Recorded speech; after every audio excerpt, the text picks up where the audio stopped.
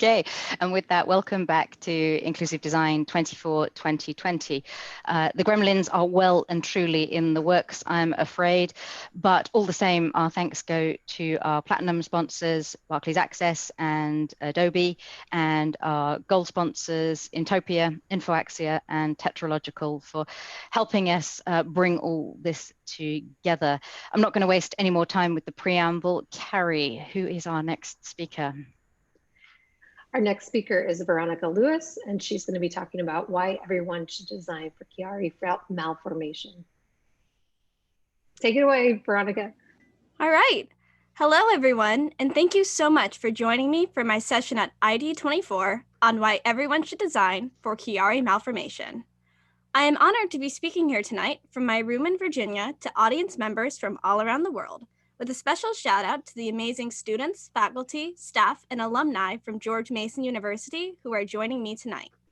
Without their amazing support over the years, I would have never been able to find the words or the confidence to talk about living with this condition, and I'm grateful that they have empowered me to use my own lived experiences to help make the world a better place for people who live with disability and chronic illness. Today, I'm going to be sharing why everyone should design for Chiari malformation and how this condition influences how I use technology and various accessibility settings. Please note that I am not a doctor, and the materials and content shared in this talk are not to be considered as a substitute for professional medical advice, diagnosis, or treatment. And I will not be taking questions from audience members about specifics of getting diagnosed or treatment options, as these should be reserved for a qualified medical professional. With all of that being said, I know that this condition is not familiar to most of the audience, and I cannot wait to tell you more about how designing for Chiari malformation can be beneficial for everyone. So one of the main questions I received when this talk was first announced was, what even is Chiari malformation? Well, the short answer is, it means you have too much brain to contain. With Chiari malformation, your brain tissue extends outside of your skull and into the spinal canal due to a small or misshapen skull. Chiari malformation is typically present at birth, but symptoms of the condition may not appear until later in life, such as in childhood, adolescence, or adulthood. At least 1 in 1,000 people have Chiari malformation, though this number may be much higher as many people might not even know it, as the condition can be completely asymptomatic. It can also be comorbid with other disabilities and chronic illnesses, including Ehlers-Danlos syndrome, a condition that I do not have. The amount of brain tissue you have in your spinal canal, also known as the size of the descension, does not influence whether you will be symptomatic or what symptoms you will have, as people with large dissensions may be totally asymptomatic, while someone with a much smaller dissension may live with debilitating symptoms that are difficult to treat. As my neurosurgeon put it, medical imaging shows a 2D representation of a 3D problem, and many doctors look at managing the symptoms of the condition instead of just focusing on the size of the descension. There is no known cure for Chiari malformation, although there is surgical treatment called decompression surgery that can help with alleviating symptoms. However, there are many factors that go into whether someone can have the surgery or not. If you want to learn more about Chiari malformation from a medical standpoint, I recommend reaching out to a neurologist or researching the condition further using reputable sources such as the National Institute of Health or Medline Plus. In my opinion, the various symptoms and symptom combinations of Chiari malformation can make it really exciting to design for. While not everyone has the same symptoms, the most common symptoms of Chiari malformation include a pain in the back of the head that can fluctuate with position changes or when sneezing, balance issues, numbness or tingling in the hands, feet, arms, and legs, dizziness, vision problems, poor coordination, hearing loss, and general chronic pain in the neck, shoulders, and back. The symptoms can also come on very suddenly and without warning in some cases. For me, I was sitting in math class the second week of high school when I was 14 years old, and it felt like I got smacked in the back of the head with a textbook, which was the beginning of a headache that I had for 8.5 years. Symptoms can also gradually develop or change over time. So for example, I watched myself go from being able to tap dance in a recital to not being able to walk in a straight line within a year or due to coordination issues, and I was unable to hear unfamiliar music due to hearing loss 8 years later. Some of the other symptoms of Chiari malformation can include chronic migraines, photosensitivity to bright and/or flashing lights, ringing in the ears, processing issues, trouble speaking, and others. As I mentioned before, Chiari decompression surgery can help people tremendously with symptom management, but it isn't an instant cure, and even the scar can still impact head positioning, as it can go from the center of the back of the head or the back of the skull to halfway down the neck. Now, there have been lots of conversations in the accessibility field about how to design for blind and low vision users, deaf or hard of hearing users, users with mobility issues, and in recent times, designing for vestibular sensitivities and motion sensitive users. However, I have found that many of these conversations do not talk about how people may be more than one of these things. A person with Chiari malformation may live with double and blurry vision that is not corrected by glasses and use a blindness cane. They may need captions for watching a video or following along in class. They may have trouble holding a device or typing for long periods of time. And they might also need to avoid content that contains strobe or flashing lights. The person I just described was me, and I found that there were many times where people would wonder why a person who uses a blindness cane would care if there were flashing lights in content because they assumed that anyone who uses a blindness cane has no light perception. Or they would wonder why small captions broadcast on a screen were difficult to follow, or why holding a magnification aid up to the board and close to the face could be painful not only for the arm or shoulder, but also for the eyes in close proximity to light. Because of this, I love using accessibility settings that consider the intersectional needs of people who may have multiple conditions or symptoms. For me, this includes tools such as adjustable font sizes for devices and for captioning, positioning aids and screen mirroring tools that do not require holding a device for long periods of time, text-based content warnings for things that may include strobe or flashing lights or other rapid-moving objects, and screen filter settings that can reduce the white point and reduce blue light that can contribute to eye strain, or alternative color schemes that are high contrast. All of these settings can benefit people whose only access needs are related to vision loss, hearing loss, mobility issues, or motion sensitivity, but they can make a world of difference for people who have access needs that encompass more than one of these areas, or even all of the above. Another thing to think about when designing for Chiari malformation is that people may not use the expected assistive technology or accessibility settings that people would use for a given disability area. For example, I have low vision and have been asked many times why I do not read Braille, even though I can't read standard print and sometimes go through periods where I have no usable vision. This is due to an unrelated condition that makes my eyes swell shut with certain triggers. While I think that Braille is awesome and should absolutely be taught to those who can benefit from it, my Chiari malformation affects my hands and I do not have sensitivity in my fingertips, which is critical for learning and reading Braille. I also have trouble following along with fast-talking screen readers and can get disoriented when using full-screen magnification, as I find that sometimes it can move too quickly. Some professionals in the field of accessibility might wonder how I read then if I can't use any of the typical tools they would recommend for someone with low vision, or they might incorrectly assume that Chiari malformation is a condition that can leave you functionally illiterate or relying on others for help. While I do sometimes ask for help with reading, I have found a lot of other tools that work well for me. Across all of my devices, I have the system default font set to be very large, equivalent to about a size 36-point font. I use the built-in Zoom shortcut Control+ for reading text in a web browser, or use the simplified reading display, such as Microsoft Immersive Reader, the iOS Reading View, or the Pocket app to enlarge text and improve formatting and readability. When I do need something read out loud, I use an on-demand screen reader such as Select to Speak on Android, Speak Text on iOS, or the Read Aloud feature in Microsoft applications to read a selected passage of text out loud at what I consider a normal or natural speed. No speed reading here. If I need to magnify something, I use the lens view of Zoom or Windows Magnifier, which magnifies a set portion of the screen and is more easily controlled. And when it comes to reading books, I get content from the Bookshare accessible online library and add them to my e-reader so I can read in large print. While it's important to ensure that technology is accessible for Braille users, screen reader users, and screen magnification users, it's also important to acknowledge users that may rely on display scaling or other applications to read text, as well as people who may not need to use a screen reader or screen magnification aid for all of their tasks, only some of them.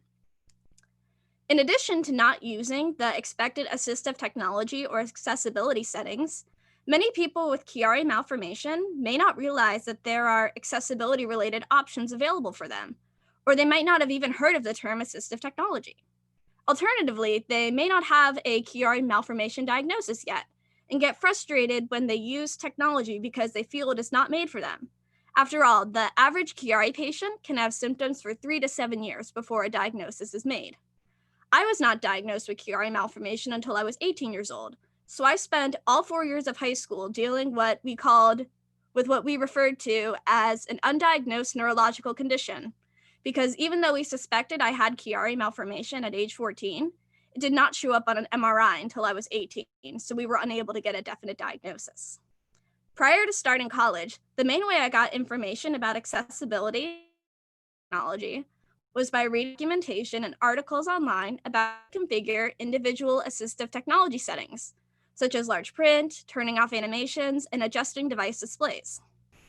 This worked well because I have an interest in learning about assistive technology and strong self-advocacy skills, but I recognize that not everyone wants to or has the ability to spend hours doing research about what would work best for them. For this reason, I would love to see accessibility resources being shared more widely and in the mainstream, just like any other features of new devices and applications.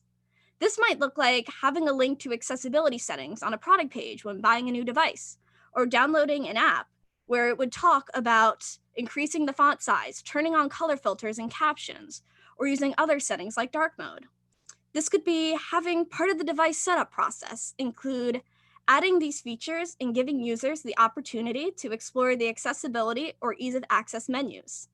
Maybe it would even be having users select ways they would want to make their device easier to use, such as by making it easier to read, or having ways to open applications with a keyboard, and having the device recommend accessibility settings, such as display scaling, or creating custom keyboard shortcuts to open applications. This goes back to intersectional needs for accessibility tools, as well as helps to make accessibility settings easier to learn about for people who may not have access to an assistive technology specialist or the knowledge on where to find these resources. And while I've talked a lot about digital accessibility for Chiari malformation so far, Chiari malformation also impacts how I interact with and choose physical items and devices. Chronic back and shoulder pain can make it difficult to carry a heavy laptop, books, or a bunch of devices. And poor hand strength or coordination can make holding large screen cell phones nearly impossible. I don't want to have to always use 2 hands to hold my phone, especially if I'm dealing with spasms. Other heavy items on my head, such as over-ear headphones, heavy jewelry, or headsets can also drastically increase my neck and head pain, whether I've had decompression surgery or not. I've often had to forego having advanced technology features and testing out emerging technology or specialty devices in favor of choosing more lightweight devices that can do multiple things, and I also have to choose devices that I can easily pick up or carry by myself. Even if they may not have as many of the advanced features, these smaller devices can be a game changer for those who live with chronic pain or other conditions that make it difficult to use larger devices, not only in terms of ergonomic design, but also because of cost. Because let's face it, living with chronic illness or a disability can be very expensive. Many of the major technology companies have started to incorporate accessibility features more and more into their devices. It's important that people are able to access these features in a way that feels comfortable for them. By having a more accessible design and price point, these smaller and more lightweight designs can make a tremendous difference in the lives of people with disability and chronic illness, as it can allow them to research their symptoms or conditions, meet with specialists for virtual appointments, connect with other people who have the same and similar conditions, and most importantly, help them to be successful and independent with education, employment, and even just enjoyment. Another part of making sure that physical devices are accessible for people with Chiari malformation is ensuring that additional accessories and physical tools are compatible with the device, as well as alternative input methods. This can be as simple as having a stand or positioning aid for the device so that the user does not have to bend their head at an uncomfortable angle, or having options for using additional devices such as external keyboards and mice. For me, I use a large print keyboard that has high contrast keys and has better spacing than the keyboard that came with my computer. and I use it for almost all of my typing related tasks because it's so comfortable to use. Another example is that I can connect my devices to a Google Chromecast and cast them onto a larger display so that I can hold my head at a more natural angle and watch videos or look at pictures without having to hold the device in a position that is uncomfortable. It's also helpful to give users multiple options for entering text, such as using a one-handed keyboard or dictation tools to help with inputting text. While I just use the built-in accessibility features for dictation on my devices, it's an incredibly helpful tool to have when I don't want to look at a keyboard or when I am tired at the end of the day. And speaking of built-in accessibility features, there are a lot of applications and tools that come pre-installed on devices that can be tremendously helpful for people with Chiari malformation that you might not necessarily think of as accessibility related. One of the features that comes to mind for me is video chat applications like FaceTime, Messenger, or Google Duo. During the fall 2019 semester, I had to attend a lot of my classes remotely using FaceTime after my Chiari malformation symptoms became difficult to manage and I had to move off of campus and move home, which is several hours away. My professors were awesome and also posted recordings of class lectures on the course website that would work with captioning, which was helpful for all students, but especially helpful for students who might have had trouble taking notes or following along with in-class examples. FaceTime allowed me to continue to attend my classes whether I was sitting at my desk or sitting in bed, and I was able to continue learning alongside my classmates as well. Another example that comes to mind is virtual assistant devices like the Amazon Echo that can not only tell users what time it is, what the weather is outside, and play music, but they can also help with setting reminders and alarms, creating schedules that can help users structure their day, read text out loud, calling other devices, and they even allow users to create their own custom skills using the Amazon Blueprint website. While none of these features were specifically created with accessibility in mind, they are designed so that they can be used without a screen, which is helpful for people who have a migraine and are sensitive to light, and their algorithm has been optimized so that people with speech issues can use the device as well. Even though it may seem odd that a person with a visual impairment would frequently use video chat, or someone in the midst of a migraine would want to interact with any form of technology, it's important to ensure that these types of applications are usable for these groups of people and these use cases, and that they are compatible with assistive technology. For video chats, it would be beneficial to ensure that conversations can be started and ended with the use of screen readers, large icon, or dictation to virtual assistants like Siri, Google, and Cortana. For the virtual assistant devices, some of the things that come into mind include ensuring that the device can be used even if the person is not directly facing the microphone, such as if they're turned on their side on a pillow, that the volume can be configured with voice commands as well as buttons, and that customization options are easy to follow. Of course, there is much more to accessibility than just these things. And for those interested in learning more about accessible virtual assistants, there's another talk being given at ID24 on this topic called Designing Digital Assistants for Those Who Need It Most. While we're talking about how inclusive design and how it can relate to Chiari malformation, it's important to think about it beyond the lens of technology alone. While I know that there are people living with Chiari malformation symptoms that make it impossible to complete tasks independently outside of the digital world, and it's important to ensure that digital spaces are inclusive as possible, it's also important to also ensure that people living with the condition can put away their technology once in a while and be able to access physical environments and buildings as well. For the most part, Chiari malformation is an invisible illness. Unless you have MRI vision, which I imagine would be more powerful than X-ray vision, you would have no idea that someone has Chiari malformation unless they told you. And even if you did have MRI vision, you wouldn't be able to predict what symptoms that people do or do not have. While I'm very open about living with a disability and chronic illness, not everyone feels uncomfortable disclosing this information out of fear of being treated differently or discriminated against, which are completely valid concerns. One of the best ways that physical environments can be made accessible for people with Chiari malformation is by making accessibility available to everyone when possible. For example, instead of requiring users to request special access to get into a building, have accessible entrances clearly labeled and have entrances that include step-free access or use of elevators for people who have difficulty walking upstairs. My college has a dedicated accessibility map with information on buildings and maps of entrances and routes. for accessibility, which has been an amazingly helpful resource. For stores with physical locations, give customers the option to order items online ahead of time and pick them up either in store or from their car, so that customers do not have to spend a lot of time walking around, pushing a heavy cart, navigating obstacles in order to find the products that they need. Another helpful thing is to ensure that doors can be opened automatically or with a push door button, so that people do not need to strain their arms to open a door or wait for somebody to let them in. And whenever possible, make people aware of these services on public building or business listings, such as those on Google, so that people can know what to expect when they visit a location in person. Again, there is so much more to building accessible environments than just these things, but they are the ones that stick out for me as being helpful to people who live with Chiari malformation.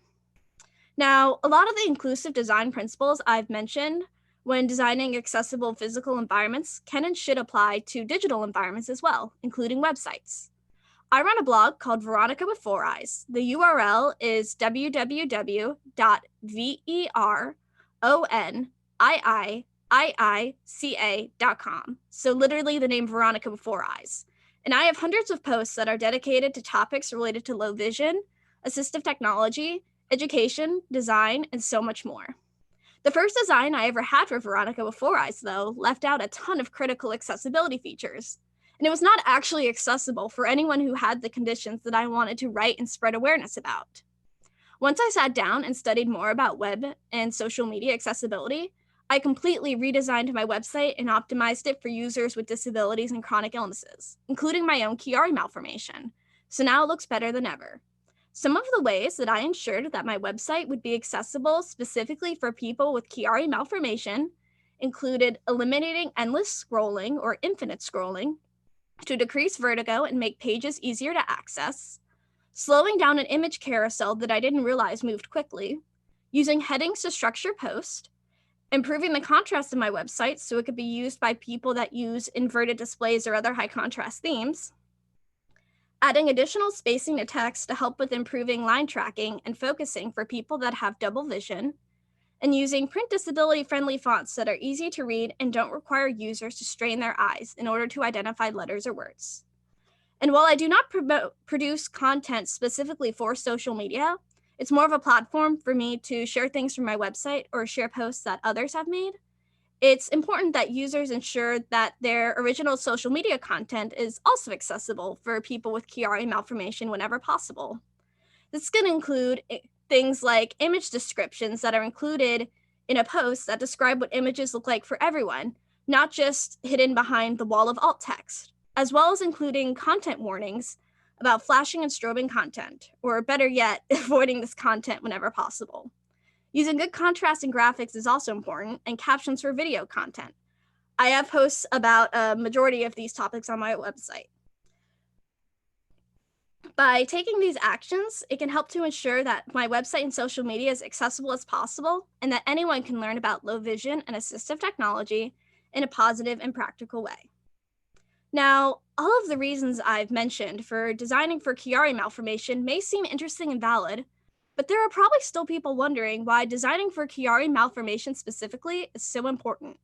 After all, it's not a condition that a lot of people know about. You don't see it being talked about with celebrities or discussed on medical shows or really any media for that matter. And it's not really considered a life-threatening condition.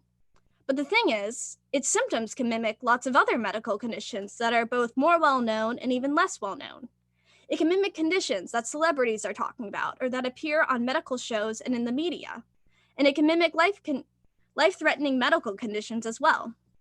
For example, people who are recovering from a stroke, traumatic brain injury, or who have brain tumors may have double vision and difficulty with reading printed materials, and be sensitive to bright and flashing lights and displays. People with conditions such as dysautonomia, Ehlers-Danlos syndrome, and issues with tremors may have difficulty with holding objects for long periods of time and find certain devices difficult to carry. And there are so many conditions out there that can involve people living with chronic pain, migraines, and all the other symptoms I mentioned. To design for Chiari malformation is to make a proactive effort to design for all of these other conditions and the people who live with these symptoms without a diagnosis. It's to create things that can be used by people as their condition progresses or changes over time, or as they get older and can benefit from using accessibility tools, even if they aren't explicitly part of the target audience. It's to help show people how to live with a newly diagnosed condition, instead of just handing them a diagnosis and having them try to figure it out, what it means, or how they are supposed to live with it, or if they will be able to achieve their goals. Everyone should design for Chiari malformation because chances are everyone knows someone who lives with one or more of the symptoms, or they may live with the symptoms themselves. The greatest act of love that someone can show me from a technology standpoint is to design something that I can use and to show that my needs were considered in the design process, and that having too much brain to contain won't keep me from being able to use the same products and services as everyone else. I'd like to close this talk by once again thanking everyone for watching and wanting to learn more about Chiari malformation and how it can impact the people who live with it. As I mentioned earlier in the talk, I will not be taking questions about specifics of treatment and diagnosis, though I think I do have some time for questions in the audience. If you think of a question to ask me later, or if you want to keep in touch, visit me at my website, veronicawith4eyes.com. That's VERONIIIICA.com. You can also follow me on Twitter and Pinterest at Veron4Ica, spelled VERON4ICA. So that's the number 4 between the N and the I in the name Veronica. Or contact me via email at veron4ica@gmail.com. Thank you all for coming. Now let's get to the questions. That was an awesome presentation, Veronica. Thank you so much for taking the time and battling the tech gremlins with us. Absolutely, it was fantastic. Really, really enjoyed that. So I have a question for you. I'll check and see some of the audience questions as well. But if I was somebody who was going to be developing or designing with this disability in mind, what would be the very first thing? I know you listed a lot of different things that we could do, but what would be your recommendation for the very first thing that we should be tackling or thinking about? So what comes to mind is looking at how different combinations of accessibility settings present together. Can you run audio description and captions at the same time? Can you increase the font size of the captions? How would it look with being able to optimize this display for one-handed use while using a screen reader? I think answering those questions about how different accessibility settings can be combined and what could happen is a very important thing to consider when first starting the design process. Definitely. And is that one of the things, is there something that when you go onto apps or websites that you run into that you wish were better, that you keep running into over and over again? Is there one thing that like stands out beyond the others? For websites right now, for me, one of the big barriers is being able to disable infinite scrolling. I would love to be able to do that because infinite scrolling can often be very disorienting for me, as I have issues with focusing my eyes and with vertigo. So I wish that there was a way to just disable it so that way I could navigate a website as I wanted to. Is that something that you think like with the reduced media query, reduced motion media query, is that helping if you set your OS settings to have a reduced version of something like that? Is that something that you have started to see other websites do? And is that something that you would advocate as someone to think about beyond just the things that you talked about for accessibility? I haven't noticed that having reduced motion disabled has any impact on using infinite scroll. I'm hoping new software updates might be able to have me control that a little bit better, but as of right now, I haven't seen a difference with having reduced motion enabled.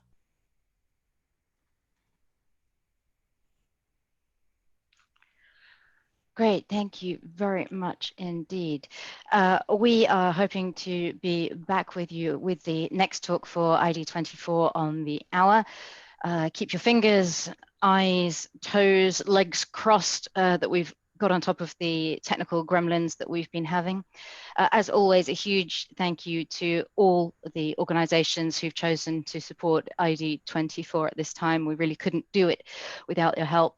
To everybody who is managing to keep pace with us despite all the technical difficulties, please do stick with us. We have some terrific talks coming up and the next one will be on the hour. Thanks very much. See you soon.